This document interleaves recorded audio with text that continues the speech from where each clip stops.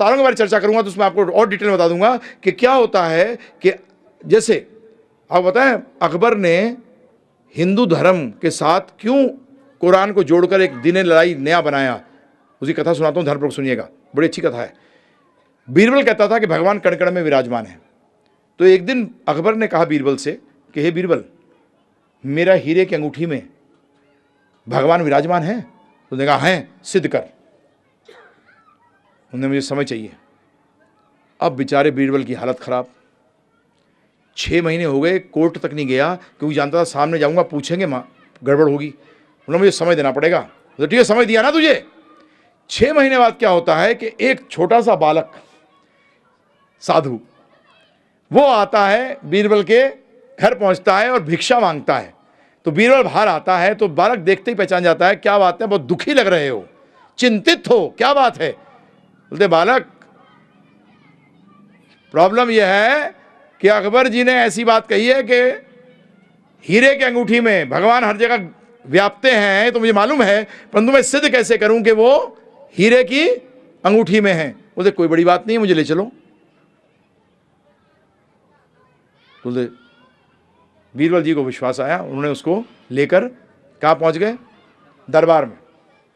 दरबार में जब पहुंचे तो अकबर बोला बीरबल पता लग गया? बोलते हमको तो कब से मालूम है, देखो बच्चा उत्तर दे देगा आपका। तो अरे ये बच्चा ही उत्तर दे देगा, मेरी क्या करते हो बात आप? तो बच्चे बोला तू उत्तर देगा? नहीं, हाँ। मैंने तो उत्तर से पहले मुझे लस्सी चाहिए, लस्सी पीऊंगा मैं। लस्सी पिएगा? हाँ लस्सी पीऊंगा। अच्छा तो लस्सी मंगवाते हैं। लस्सी मंगाई। बोले ऐसी लस्सी थोड़ी पीता हूं मैं। क्या है इसमें? मक्खन ही नहीं है। बोले इसमें कैसे कह रहा तू मक्खन नहीं है? ये बेस्ट क्वालिटी दूध से दही बना हुआ है, मेरे अपने गौशाला से आया हुआ है, इसके अंदर मक्खन है। बोले तुम दिखाओ। बोले तू पागल है क्या? इसको पहले क्या करना पड़ेगा? मथना पड़ेगा, मथने के बाद मक्खन निकलेगा। तो इसी तरीके से आपके हीरे की अंगूठी में भगवान है, उसको पहले भक्ति से मथना पड़ेगा, तभी भगवान नजर आएंगे। तब इसके और भी उसने काफ़ी चीज़ें सुनाई थी, परंतु उसके बाद अकबर को होश आया कि ये ज्ञान तो कमाल का ज्ञान है। वैसे तो बताया जाता है, हमारे भृगु संहिता में निकला हुआ है कि अकबर पिछले जन्म में योगी था इलाहाबाद के अंदर, परंतु गलती से एक बाल गाय की पूंछ का उसके अंदर चला गया, जिसके कारण कि उसको अगला जन्म अकबर का लेना पड़ा। हाँ, ये कर्मों का खेल बड़ा गड़बड़ है प्रभु जी। अगर कृष्ण भक्ति में नहीं जाते तो मारे गए हो, जरा सी गलती भी सहन नहीं होती है। बात करूंगा इस पे मैं आपको। हाँ, इतने गड़बड़ करते हो, कुछ सोच नहीं सकते आप। तो इसीलिए प्रभु जी परमात्मा जो है वो हर जगह विराजमान है। ध्यानपूर्वक सुनिए। अब आप ये बताने के बाद ना सिर्फ आप परमात्मा को जान जाओगे, परंतु जीवन में परमात्मा कभी नहीं बोलोगे। तो ये क्या कर रहे हो प्रभु जी? और जो बोलेगा अभी तो उसको बोलोगे यार तू रहने दे यार।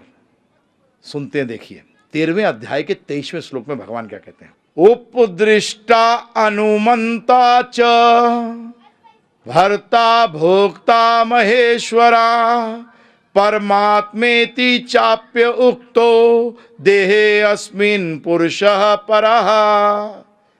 परमात्मा के रूप में मैं सब में विराजमान हूं, और उस रूप में, परमात्मा के रूप में मैं क्या कर रहा हूं?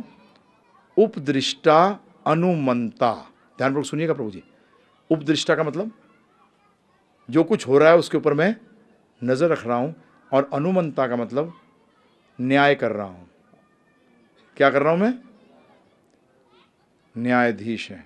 अब समझिए ध्यानपूर्वक, भगवान का जो परमात्मा का स्वरूप है वो काम करता है न्यायाधीश का, जज का।